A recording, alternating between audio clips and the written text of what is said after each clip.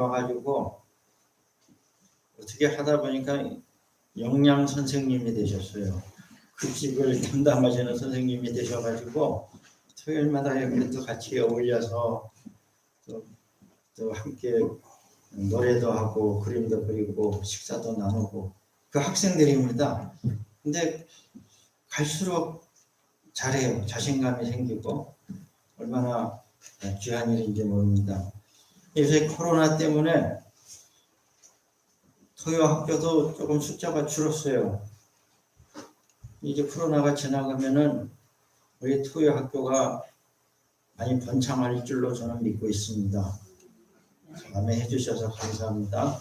우리가 늘 기도하고 우리의 희망은 2세를 잘 교육해야 되는 거예요. 잘 가르치고 또 섬기고 또 그렇게 해서 교회에 희망이 있고 가정마다 기쁨이 넘쳐야 되는 줄로 믿습니다. 저는 오늘 말라기 3장 13절로 18절 말씀의 제목은 오늘 13절에서 나오는 것과 같이 우리가 무슨 말로 주를 대접했나이까. 참 하나님 앞에 대답을 제대로 하는 것도 귀한 일인데 우리가 응답을 잘 못합니다.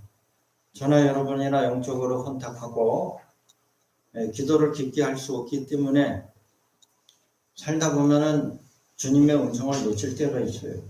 대답도 제대로 하지 못하는 것도 죄인데 하나님이 분명히 말씀을 주셨습니다. 하나님이 말씀을 주실 적에는 무슨 천둥소리처럼 그렇게 들립니까?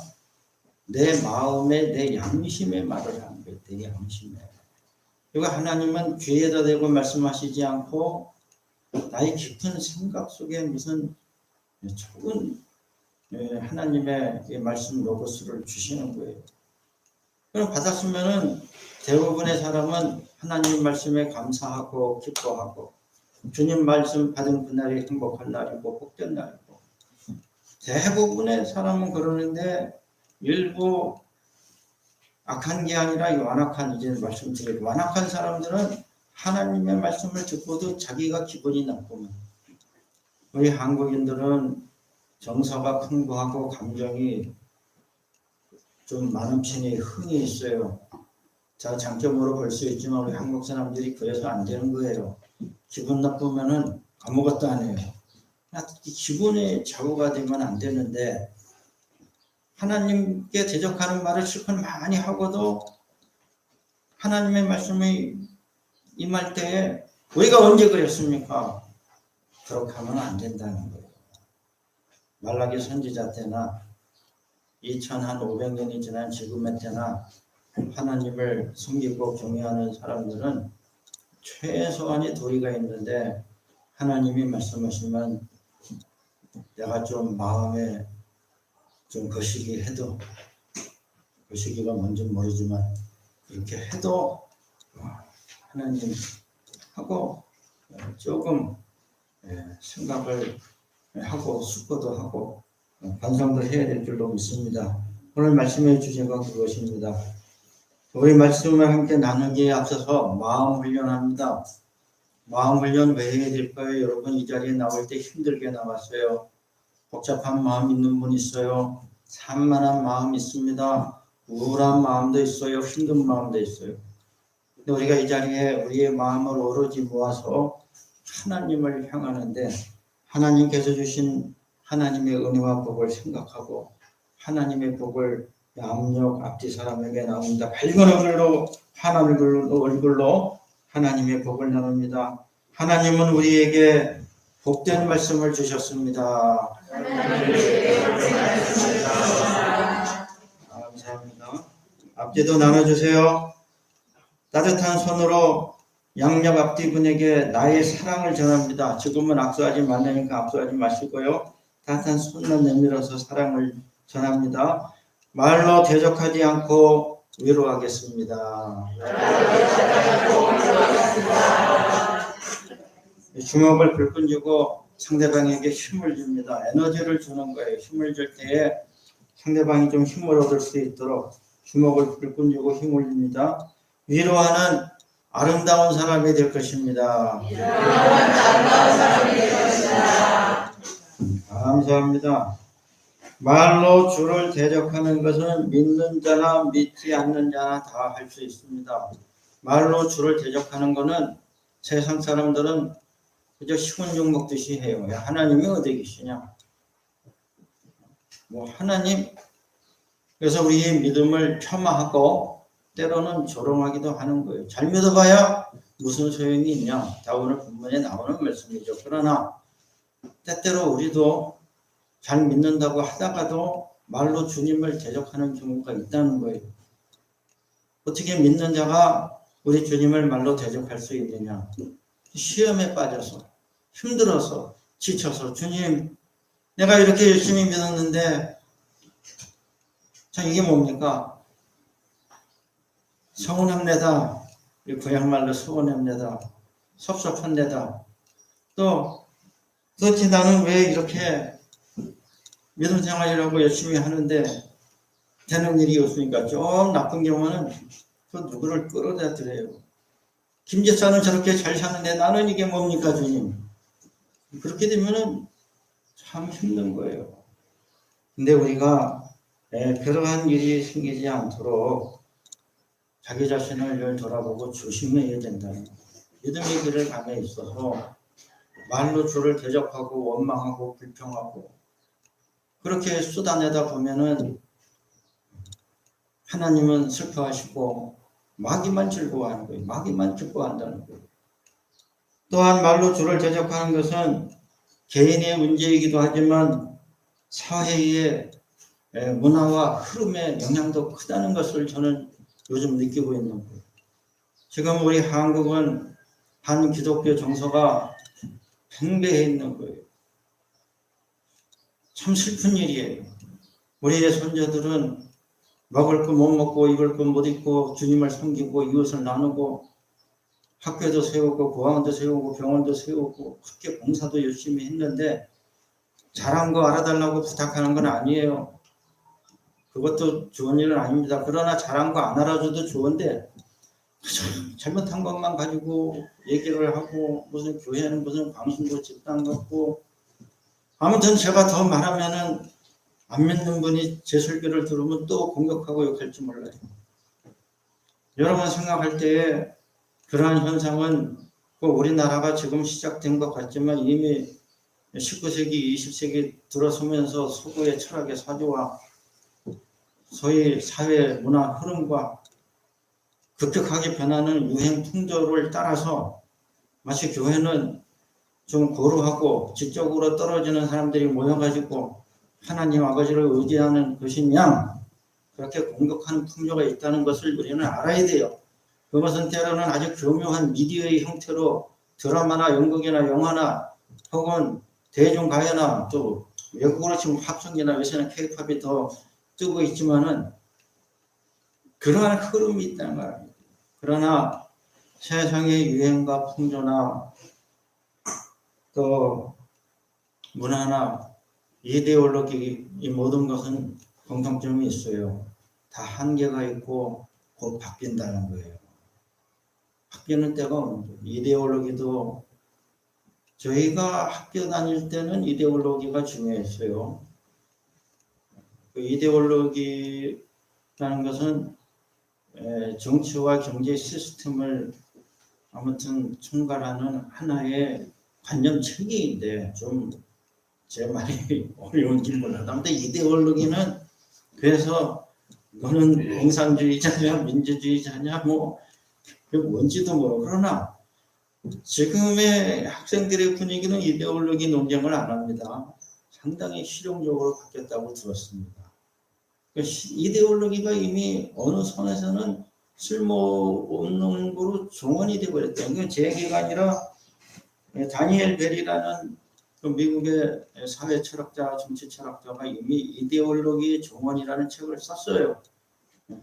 읽어보진 않았지만 대충 그러한 내용입니다. 더 이상 일반인들의 삶 속에 이데올로기가 그렇게 중요한 거로 자리 잡지 못하는 세상에 왔습니다. 다 지나간다는 거예요. 이러므로 아무리 세상 풍조가 그러고 사회 문화가 그렇고 철학이 그렇고 뭐가 좋다더라 해도 우리는 현혹되지 않도록 조심해야 됩니다. 정말 조심해야 됩니다. 문화가 교묘하게 침투에 들어오는 거예요. 제가 더 얘기하고 싶지만 못합니다. 그리고 일찍이 오늘 말라기에 나오는 이 고대인들도 고대인들이죠. 그들의 현실에서 하나님을 말로 대적하였습니다. 똑똑하고 잘난 우리 현대인들만 믿음을 조롱하고 대적하는 것이 아니라 이미 고대인들도 하나님을 잘 믿다가 자기들의 삶이 자기 뜻대로 제대로 안 되고 힘든 일이 많으니까 현실이 어려우니까 상처받고 시험 들고 말로 하나님을 대적하는데 오늘 성경 말씀을 보면은 완악한 말로 하나님을 대적했다는 거예요. 사람이 악합니까? 저는 분명히 말씀드립니다. 사람은 악해요. 선한 사람 없습니까? 한 사람도 없다는 걸 알아야 돼요. 제 말입니까? 로마서에 나오는 말씀입니다. 한 목사가 이런 말을 하면 여러분 기분 나빠야 됩니다. 성경에 쓰여있는 모든 사람은 악하고 올바른 사람도 없고 지혜자도 없고 다 그릇되고 치우치고 우리는 잘못된 길로 갈 수밖에 없는 거예요. 그러므로 사람이 악한 거는 문제가 안 되는 거예요. 할렐루야. 너도 악하고 나도 악한데 악한 사람끼리 죄인끼리 서로 따지면 뭐 하겠어요. 그러나 사람이 악해도 괜찮은 거는 대부분의 사람은 양심이라는 게 있어서 그래도 밤에는 조금은 뉘우치고 눈물도 흘려보고 내가 이렇게 살면 안 되지 반성도 해보고 반성이 있는 거예요. 그러나 정말로 문제가 되는 사람은 따로 있어요. 완악한 사람이 문제가 된다는 걸 알아야 돼요. 완고한 말로 완악한 말로 여러분 단순하게 악한 것도 그렇게 좋은 얘기는 아닌데 완악한 거 아주 굳건하게 고집스럽게 저는 그것을 경계합니다. 하지 말라면 더 해요. 그렇게 하면 망한다. 한번 해봐라. 그러면 그 길로 진짜 가서 목사님 말이 맞는지 안 맞는지를 시험해 보고 싶을지도 몰라요. 완악한 완고한 마음. 하나님께서 싫어하시고 가슴 아파하는 건 이 완고한 완악한 거지 하나님의 백성이 조금 부족하고 모자라서 실수하고 잘못하고 죄도 짓고 아니 너나 나나 이 해아라에서 죄 안 짓고 사는 사람이 어디 있겠습니까? 다 거기서 거기인 거죠. 그 완고한 말로 하나님을 대적하고 두 번째로 그 명령을 지키며 슬프게 행하는 것이 무엇이 유익하냐. 하나님의 명령 지키는 것 어렵습니다. 저는 쉬웠던 적이 없고 앞으로도 그럴 거예요. 말씀대로 사는 게 쉽습니까? 어려운 거예요. 그렇게 쉬우면 다 말씀대로 살죠. 슬프게 행하는 거 누가 좋아합니까? 회개가 왜 싫은 거예요? 첫째는 내 자존심이 허락을 안 하는 거예요. 내가 잘못됐다는 걸 인정하고 싶지가 않은 거예요. 내 자존심이 허락을 안 해요. 그래서 앞에서는 화를 내도 뒤로 돌아서서 자기 혼자 생각해서 아 내가 틀렸구나. 그만큼 하는 사람도 훌륭한 사람입니다. 할렐루야. 근데 뒤로 돌아서서도 내가 옳았는데 네가 틀렸지. 일평생 그렇게 가는 거예요. 근데 하나님의 명령을 지키는 것이 어렵고 회개하는 것이 자존심이 허락을 안 해요. 우리는. 그래서 회개하는 사람은 자기를 꺾고 해결을 하기 때문에 하나님이 귀히 보시고 복을 주시는 것입니다. 슬프게 행하는 거 회개를 하면 슬퍼져요. 근데 슬퍼지고 싶은 사람이 세상에 어디 있습니까? 저와 여러분이 하루를 살아도 어떻게 살고 싶어요? 기쁘게 살고 싶습니다. 할렐루야. 그래가지고 주는 나의 힘이여 기쁘게 찬양하고. 근데 우리가 하나님의 말씀대로 살다가 보면 힘들 뿐만 아니라 말씀을 못 지키면은 슬프게 회개를 해야 되는 거예요. 그래서 본문 말씀에 하나님의 명령을 지키고 슬프게 사는 것이 무슨 나에게 유익이 있냐. 많은 유익이 있음에도 불구하고 유익이 없다고 강변하는 겁니다. 너희들 회개해봐야 소용없다. 네가 기준이니까 네 멋대로 살아라. 지옥에 들어가면 지옥문서 1장 1절에 써 있어요. 네 멋대로 살아라. 그런 사람들만 가는 것이 지옥이고, 또한 교만한 자가 복되고 악을 행하는 자가 화를 면한다고 자기들끼리 수군댑니다. 교만한 자가 복되고 악을 행하는 자가 화를 면한다는 이 말은 안 믿는 자들이 한 말이에요. 이 당시에. 그러면서 믿는 자를 도전하는 거는 저는 그래요. 세상을 보면 예수 안 믿어도 잘 사는 사람 많습니다. 여러분 그 문제를 어떻게 해결할 거예요? 예수 안 믿어도 화목한 가정 많아요. 예수 안 믿는다고 꼭 가정이 깨집니까? 아닌 거예요. 예수 안 믿어도 건강한 사람은 100세까지도 살아요. 물론 예수 잘 믿는 존경하는 김영석 교수님은 102세예요. 그분 한 120세까지 살아서 좀 주님을 찬양하면 좋겠어요. 제가 쓸데없는 얘기했어요. 여러분 예수 안 믿는 사람도 건강 열심히 하고 섭생 잘하고 화 안 내고 그러고 살면 100세까지는 다 사는 세상입니다. 술 담배 안 하고 100세까지는 다 삽니다. 제 얘기가 아니에요. 그러면 예수 안 믿는 사람이 그렇게 사는 거는 그거는 뭐예요? 그 하나님의 은혜가 없는 거니까 제가 강변하는지 몰라도 그곳에도 하나님의 은혜가 있는 것은 하나님께서 모든 사람에게 다 기본값으로 일반 은총은 다 주셨다고 저는 믿는 거예요. 할렐루야. 다 하나님의 창조 질서에 맞춰서만 살아가면은 크게 잘못되는 게 창조 질서를 자꾸 깨뜨리니까 문제지. 근데 우리가 예수를 열심히 믿을 때는 그런 거 위에 더 하나님이 주시는 위로와 소망과 복락이 있는 것이죠. 그러나 이렇게 신앙의 회의주의가 득세를 하고 경영한 자들이 말장난을 할 때면 너 예수 그렇게 잘 믿어가지고 죄송한 말로 너 베트남 아파트 살아. 이게 경박스러운 거예요. 무슨 차 타고 다녀. 그 애들이나 하는 말을 어른이.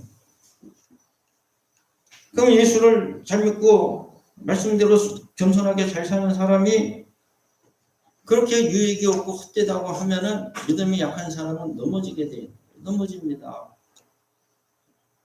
우리가 이러한 것을 조심해야 되고 이러한 도전을 넘어서야 되는 것은 지금 말라기 선지자 때의 그러한 질문은 그때로부터 지금까지 그쳤던 적이 없는 거예요.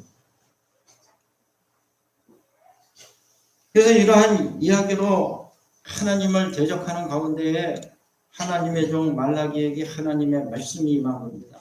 하나님의 말씀이 임하셨는데 하나님의 말씀이 임한 것을 말라기가 말씀하셨어요. 그 말을 제가 세 가지로 요약해서 여러분들에게 말씀드리고자 합니다. 첫째는 여호와 앞에 있는 기념책에 기록하겠다. 그럼에도 불구하고 하나님을 경외하고 그 말씀에 순종하는 자들은 여호와 앞에 있는 기념책에 하나님이 기록해 주시겠다는 응답이 내려왔어요. 할렐루야. 또 하나님께서 정한 날, 특별한 날, 제가 말라기 강해 설교할 때 말씀드렸죠. 야훼의 날, 주님의 날, 또 너희의 불로 주의 날, 혹은 심판의 날, 다 같은 말이에요. 정한 날에 특별한 소요로 삼아주시겠다. 17절 말씀이에요. 끝으로 돌아와서 의인과 악인을 섬기는 자와 섬기지 않는 자를 분별하리라. 구별시켜주겠다. 하나님의 약속의 말씀이 세 가지로 내려온 거예요. 말로 대적하는 자들, 교만하고 방자한 자들은 하나님께서 반드시 분리해내시고 또 그럼에도 불구하고 겸손히 진실이 여호와를 섬기고 경외하는 자들은 특별한 소유로 삼아주시고 내가 이 말 저 말 다 들어도 인내하고 믿음을 지킨 자들은 여호와 앞에 있는 기념책에 기록하여 주시겠다. 이 세 가지 약속을 주신 것입니다. 여호와 앞에 있는 기념책에 기록하신다는 말씀은 구약 성경에 쭉 보면은 하나님의 책에 기록하겠다는 말씀이 간혹 나와요. 그 말씀이 강렬하게 우리에게 주어진 말씀은 성경 맨 마지막 권인 요한계시록의 생명책에 목록이 되어야 됩니다. 할렐루야! 생명책에 기록이 돼서 저는 진짜 그렇게 믿어요.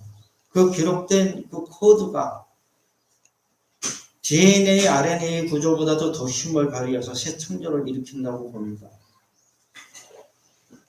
자, 여러분, 여호와 앞에 있는 기념책에 하나님이 기록한다는 건 뭐예요? 하나님이 절대로 잊어버리지 않겠다. 내가 너를 절대로 모른다고 하지 않겠다.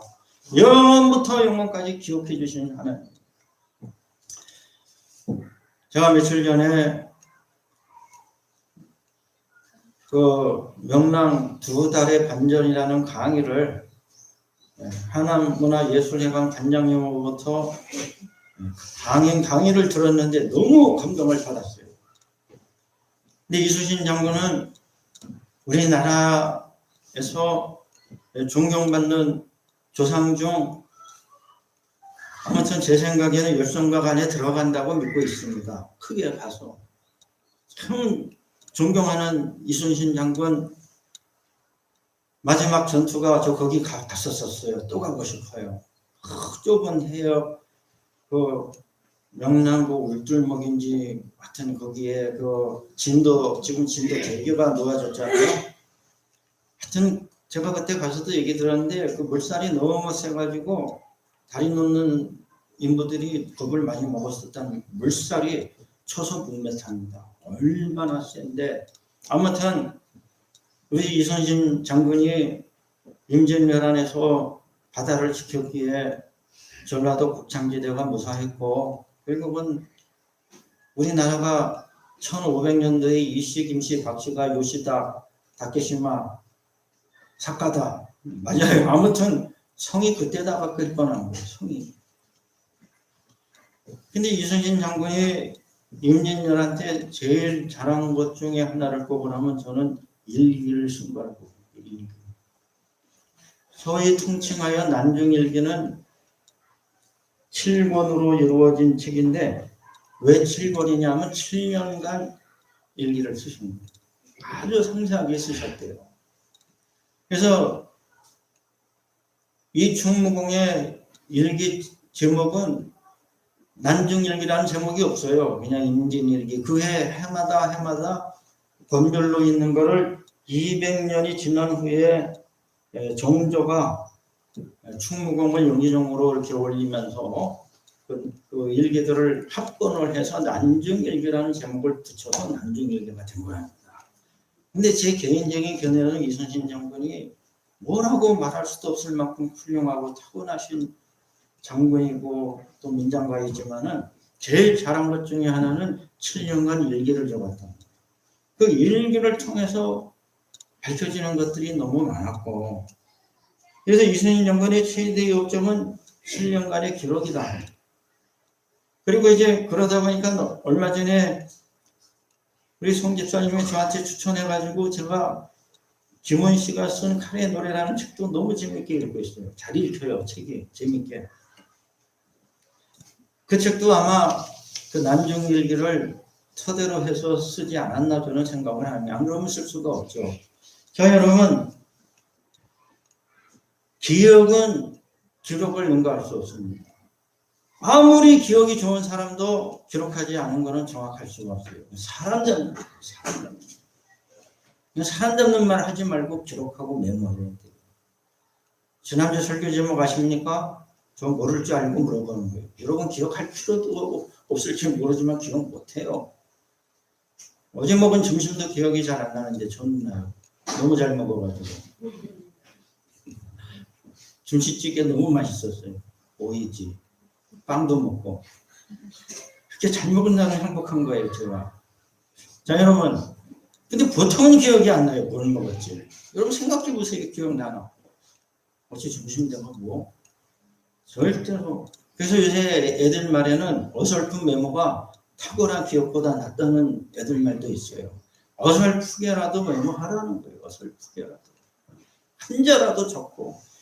그래서 저 우리 성도님들에게 제가 늘 부탁드리는 것은 적자생존 찰스 다윈이 말했어요. 적자생존. 적는 사람이 생존한다. 아무도 안 웃으시는데 네? 여러분 큐티 머리로만 하지 말고 입으로도 좀 하시고 좀 읽어보라는 거예요. 그리고 큐티 노트를 제가 강력하게 추천하는데 저는 실제로 적고 있습니다. 한두 대 적다 보면 그럴듯하고 좋은 생각이 또 오래 남아서 그걸 토대로 남하고 나누는 쉐어링, 말씀 나눔도 가능하고 또 좋은 얘기도 할 수 있게 돼요. 적는 거예요. 우리 충무공 이순신께서 천산에 한산도 다리 밟고 몸은 아프고 괴롭고 고문은 당해서 몸은 쑤셔도 고문도 당했잖아요. 그러신 가운데도 빠지지 않고 일기를 적으셔가지고 그 내용을 다 알려주시고 모든 진실이 왜곡 없이 오늘날 밝혀져서 더 존경을 받는 게 아닌가. 남의 손에 의한 것도 있지만 그러므로 오늘 저는 하나님께서 기억이 불완전하실 리 만무하지만 하나님의 기억이 불완전할 수는 없잖아요. 그러나 하나님이 오죽하면 내 기념책이에요. 근데 이 기념책이라는 이 말은 원문을 풀면은 기억책이라는 게 하나님의 기억책에 기록하겠다는 것은 너를 위하여 핍박받고 주님을 위하여 수고한 자를 하나님께서 절대로 잊어버리고 모르신다 하는 일이 없을 것이다. 할렐루야. 그러한 말씀을 주신 것입니다. 그래서 세상에 이것저것 좋은 것에 기록이 되고 또 우리가 지금이나 이 다음에 좋은 일 하면 요새는 기증자 명단에 이름이 올라가는 거예요. 누가 기증하였습니다. 또 내가 어디에 좋은 뜻으로 10,000원이고 30,000원이고 50,000원이고 후원하면 이렇게 매달 잡지가 오면 거기 이름이 적혀 있어요. 기증자 명단. 그게 또 공신력을 높이는 거 아니겠어요? 또 그거 보면 기분 나빠요. 흐뭇하잖아요. 그런 것도 좋은 일인데 어제 우리가 하나님의 뜻대로 믿음의 삶을 잘 살면 하나님의 기억책에 기록이 될 것이다. 지워지는 법이 없을 것이다. 이러한 약속이 있고 그 약속을 우리가 받아야 되는 줄로 믿습니다. 두 번째로 정한 날에 특별한 소요 삼아주신다 말씀하셨습니다. 이 정한 날은 하나님의 날, 야훼의 날, 우리 주님의 날인데 특별한 소유로 삼아주신다는 것은 문자대로 특별한 존재가 되고 특별한 대우를 받는다는 겁니다. 우리 인생의 중요한 문제 중에 하나는 소속의 문제인 것입니다. 그래서 에브라함 메슬로우의 욕구 발달 단계론에 의하면 5단계설을 얘기했잖아요. 그 중에 하나 중요한 것이 우리 인간은 소속의 욕구, 귀속의 욕구가 있는 거예요. 절대로 사람은 독야청청할 수 없고 독불장군도 될 수 없고 혼자서 잘날 수도 없고 못날 수도 없어요. 왜? 비교 대상이 없기 때문에 혼자서는 잘났는지 못났는지도 알 수가 없는 거예요. 우리 인간은 어디에 소속되었느냐에 따라서 아이덴티티가 형성이 되고 자아정체감이 생기고 거기서부터 관계를 통하여 사람은 변화가 시작이 관계가 변화인 거예요. 그러므로 대체로 사회에서 성공하고 잘된 사람들은 대도시에서 자라면서 시달린 사람보다는 시골에서 큰 사람들이 잘된 사람이 많다는 거예요. 왜 그래요? 시골에서는 조금만 잘하면 1등인 거예요. 제가 시골에서 컸어야 됐던 거예요. 서울에서 커가지고 아무리 열심히 해도 1등을 못하네. 여러분 섬에서 크고 시골에서 크니까는 거기서는 참 분위기도 좋고 어울려 놀고 노래도 잘 부르니까 노래 잘 부르는 분들은 다 또 시골에서 큰 분들이에요. 그래서부터 그렇게 자유스럽게 부르고 제가 이 말씀을 드리는 거는 사람은 어디에 소속됐느냐에 따라서 그 사람이 결정이 된다. 아무리 똑똑한 사람도 과학고등학교 똑똑한 사람이 아니야. 똑똑한 애도 과학고등학교 가니까 처음에 받은 성적이 중간도 안 돼. 충격받고 문제가 생겼어요. 중학교 때까지는 매일 1등 했거든. 과학고 가니까 아무리 열심히 해도 중간을 못 가네. 그게 도리어 길을 꺾었다는 얘기를 들었어요. 그래서 저는 그래 어디 가서나 1, 2등 하냐고 애쓰지 말고 행복하게 중간만 하자는 게 저의 말입니다. 그래서 우리 학생들은 너희들 양심이 있으면 중간만 해라. 1등 하려고 그러지 말고 그래도 부모님 체면이 있으니까 중간만 하면 사실 속으로는 더 잘하길 바라죠. 바라지만 부담을 팍팍 주는 것도 그렇고 여러분 관계가 중요해요. 이 소유의 문제는 그러나 소속의 문제보다 더 중요합니다. 소속은 내가 소속됐다가 나오면 더 이상 소속이 아닌 거예요. 탈퇴의 자유가 있습니다. 어느 결사체든지 단체든 내가 입회하면은 탈회할 수 있는 것이고 내가 회비 안 내면 또 자동 제명이 되더라고요. 회비 내야 되고. 그러나 소속의 문제는 뭐예요? 보다 근원적인 문제예요. 사람은 누구의 소유가 될 수 있습니까? 없습니까? 없다고 봐요. 저는. 그러나 거의 소유가 될 수 있는 특수한 관계가 몇 가지 존재한다고 봐요. 그것은 부모와 자식의 관계는 단순한 이 소속의 문제가 아니라 소유의 문제예요. 그래서 예전에 할아버지 할머니들이 손자만 봐도 아이고 내 강아지 막 그러고 좋아하는 게 정말 내 거 같은 마음이 드는지 자기 강아지는 참 기쁘다. 내 거. 부모도 자식을 키울 때는 내 소유처럼 생각하고 키우지 회원처럼 대우하지 않잖아요. 회원님 오늘은 잘하셨습니다. 그럴 수는 없잖아요. 어차피 죽고 나나 이거는 왼수든 뭐든 내가 낳았으니까 내 거니까. 부모 자식 관계, 부부 관계 서로가 소속된 거예요. 너는 내 거고 나는 네 거고. 근데 문제는 연애할 때만 그러한 소속을 주장하다가 결혼하면 그 소유를 주장 안 해요.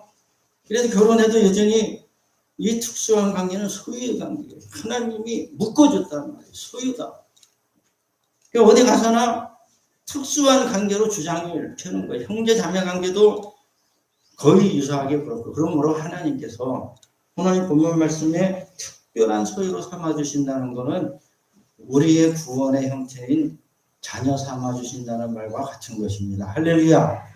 하나님의 자녀로 입족시켜주겠다. 입양. 그래서 하나님의 말로만 우리를 구원하시는 것이 아니라 하나님의 집에 들이셔서 특별한 소유로 삼아준다는 건 자녀 삼아준다. 자녀로 삼아주시고 그래서 하나님께서는 인내하고 믿음을 지키는 성도들을 특별히 아껴주시겠다. 그래서 특별한 소유는 특별하게 아낌을 받는 거예요. 사람이 어디 가서나 존중을 받고 귀히 여김을 받고 좀 대접을 받을 때에 대접하는 형태는 뭐예요? 그 사람을 아껴주는 거예요. 귀하게 보고 함부로 대하지 아니하고 또 힘들게 안 하고 또 세상 말로 혹사시키지 않는다는 거예요. 혹사시키지. 여러분 저는 그렇게 운동을 좋아하지 않고 또 잘 모르지만 우리 프로야구를 이렇게 보면은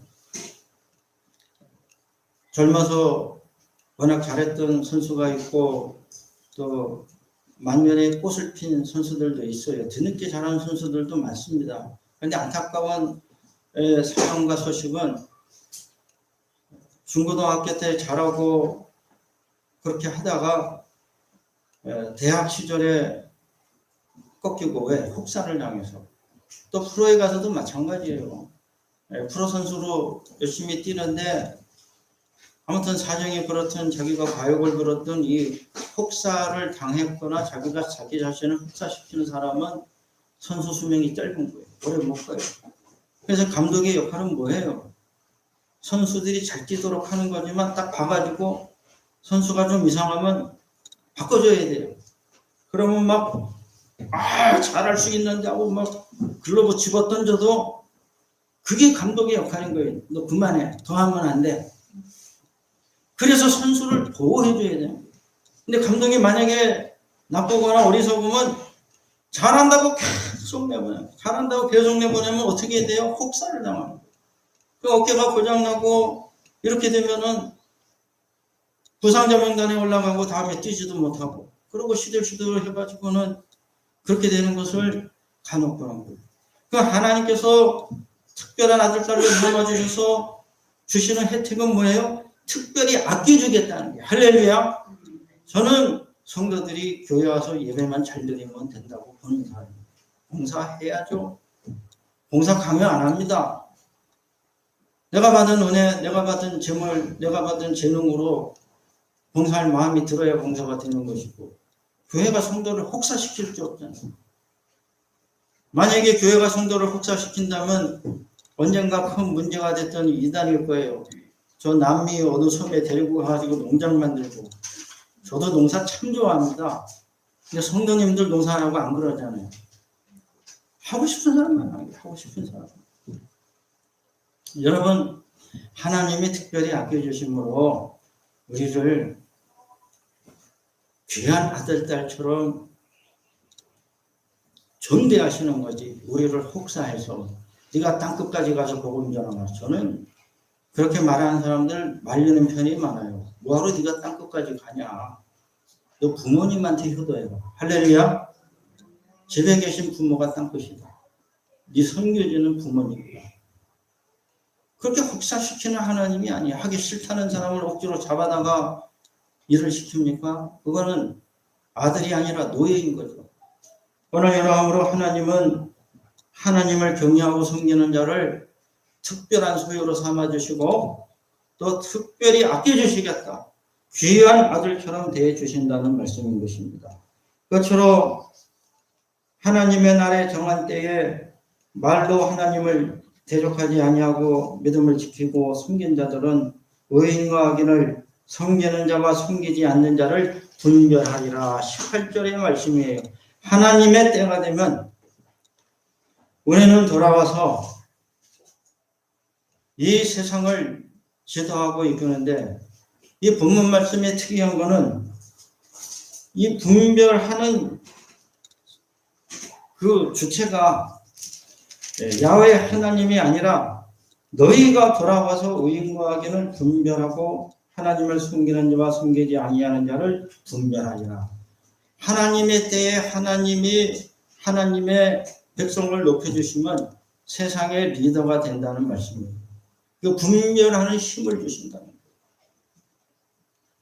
여러분, 분별은 아무나 하는 것이 아닙니다. 분별은 전문가가 하는 거예요.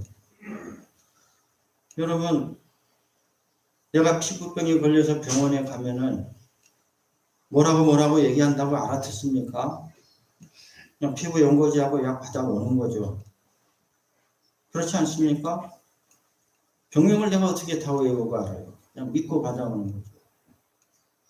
제가 얼마 전에 꼭 원해서는 아니지만 할 수 없이 분위기에 끌려가지고 음악 레슨을 받게 된 거예요. 참 힘들어요. 처음에 그만두려고 고민 많이 했는데 예전에는 제가 어려서부터 성가대를 한 이유는 호빵을 먹으려고 했던 것이고 음악이 좋아서라기보다는 근데 이제 관둔 지도 오래됐는데 목사님 찬양 사역을 해야 됩니다. 찬양해야 됩니다. 권하니까 했는데 숨차고 힘들고 또 틀리면 야단 맞을까봐 겁나고 선생님이 그렇게 무서운 거예요. 그래서 친절하게 잘 가르쳐 주지만은 근데 나는 노래를 부르면서도 내가 한 박자는 알아요. 반 박자 틀린 것도 대충은 알겠어요. 이 전문가는 반의 반 박자가 틀린 걸 알더라니까요. 반의 반 박자가 틀려도 딱 피아노 치면서 알아듣고 또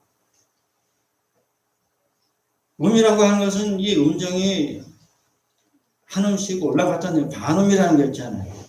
그걸 뭐 흔히 누가 반음 떨어져 샵이나 플랫되고 그걸 우리 음악을 전공 안 한 분들이 어떻게 알겠습니까? 그냥 자기 흥에 겨워서 부르면 다 맞는 줄로 알고 부르는 거지.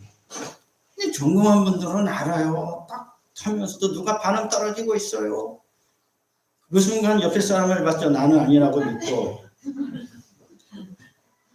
여러분 분별하는 게 아무나 분별하는 게 아니에요. 전문가가 아니면 분별이 안 돼요. 우리는 눈을 보면 다 똑같은 눈. 영어로 말하면 스노우예요. 에스키모인들은 눈을 보는 방식이 혼층 세분되어 있다는 거예요. 눈에 대한 단어도 4가지 이상이 되고 왜? 우리가 보는 눈은 다 똑같은 눈이지만 에스키모인들은 눈을 볼 때에 다 분별해서 보는 거예요. 왜? 보이는 건 눈밖에 없는데 그들도 심심할 거 아니에요. 그 분류를 해야지. 여러분, 우리나라 단어에는 나비가 있고 나방이 있어요. 나비는 뭡니까? 나비 있고 나방은 뭐예요? 나방인데 밤에 활동하는 거. 나비는 낮에 활동하고, 그리고 우리가 육안으로 분별할 때 나방은 몸이 좀 뚱뚱하고 나비보다 조금 덜 예쁜데 예쁜 나방도 있대요. 자, 여러분, 근데 불어로는 나비가 뭐예요? 여러분이 알 리가 없죠. 빠삐용입니다. 빠삐용, 영화의 그 나비 문신 빠삐용. 나방은 뭐예요? 나방도 빠삐용이에요.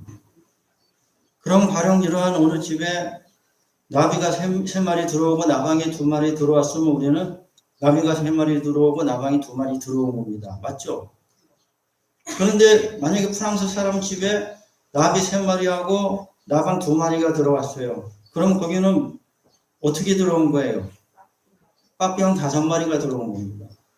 이게 지금 여러분 되게 헷갈리는 얘기지만 중요한 얘기를 하는 거예요. 사물이 먼저 있고 거기에 이름이 생기는 것이 아니라 이름이 생기고 사물이 생기는, 제가 이해는 잘 못했지만 소시를 하는 분이 처음 주장을 한 거예요. 우리가 어릴 적에는, 미숙할 적에는, 경험이 없을 적에는 분별이 안 돼요. 세상 사회에 나와서도 어느 분이 좋은 분인지 알 길이 없습니다. 사기꾼인지 진짜 좋은 사람인지. 살아보면 조금씩 보일 수는 있어요. 그러나 불안정합니다. 오늘 이 말씀을 하나님이 주시는 것은 때가 되면 우리 믿는 사람들에게 지식과 지략과 모사를 주시고 또 능력을 주셔서 너희가 세상에서 혼동된 가운데 사는 때는 끝나고 분별해내는 날이 올 것이다. 할렐루야. 그것이 하나님의 답변입니다. 그러므로 오늘 우리는 예수 믿을 때 이런 말도 듣고 저런 말도 들을 수 있고 우리도 혹은 시험 들고 상처받을 수도 있지만 우리가 주님의 말씀을 묵상하고 기도할 때에 성령님 밝혀주시고 말씀해 주십니다. 또 우리가 믿음이 약하고 흔들려도 완고하거나 완악해져서는 안 되는 줄로 믿습니다. 사람은 잘못할 수 있어요. 그러나 잘못을 부정하는 데까지 나아가는 것은 대단히 위험한 것입니다. 완고하고 완악한 말로 우리 주님을 대적하는 그러한 죄를 범해서는 안 됩니다. 또 우리가 시험에 들지 않으려면은 이 세상에 악인이 번성하고 교만한 자가 형통하고 주를 멸시하는 자가 잘 된다고 쳐도 그것이 정말 잘 되는 것일까? 우리에게 분별심이 있어야 돼요. 그거는 복이 아니야. 아무리 지금 좋은 것 같아도 하나님이 살아계시면 영원에서 영원까지 볼 때 우리 인간의 100년이라는 것이 얼마나 허망한가. 돌아볼 수 있어야 되는 것입니다. 그러므로 성경에는 악인의 형통함과 번성함에 질투하거나 화를 내거나 부러워하지 말라고 여러 번 우리에게 말씀하고 있는데 지금 우리가 큐티하고 있는 잠언 24장 1절에는 너는 악인의 형통을 부러워하지 말며 그와 함께 있기도 원하지 말지어다. 할렐루야. 악인의 형통을 부러워하며 함께 있으려고도 하지 마라. 아무리 좋아 보여도 아름다워 보여도 무시를 해야 되는데 무시를. 그저 끝으로 그냥 저렇게 자랑하다가 말라버리는 잡초 같은 인생인데 그렇지 않습니까? 19절에 너는 행악자의 득이함을 인하여 분을 품지 말며 악인의 형통을 부러워하지 말라. 시편 73편 오늘 읽은 말씀입니다. 1절로 3절에 시인 아삽은 악인이 형통하고 잘 되는 것을 보고 거의 넘어질 뻔하였도다. 고백의 시인 것입니다. 거의 넘어질 뻔하였지만 후에 하나님의 전에 들어가서 기도하다가 깨달음이 내려온 거예요. 깨달음이 내려오니까 내가 거의 넘어질 뻔하였구나. 그렇게 쓴 시가 시편 73편입니다. 여러분으로 오늘 우리는 믿음을 잘 지키고 세상 사람보다 뭐라 해도 거기에 흔들려서는 안 됩니다. 주님의 말씀을 지키고 회개하고 또 하나님이 복 주심을 굳게 믿고 믿음을 따라 살면은 좋으신 하나님이 반드시 좋은 것으로 우리 앞날을 인도해 주실 줄로 믿습니다. 기도하겠습니다. 하나님 아버지, 은혜와 사랑을 감사합니다. 부족하고 연약한 저희들을 사랑하시고 주님 앞으로 불러주심을 감사합니다.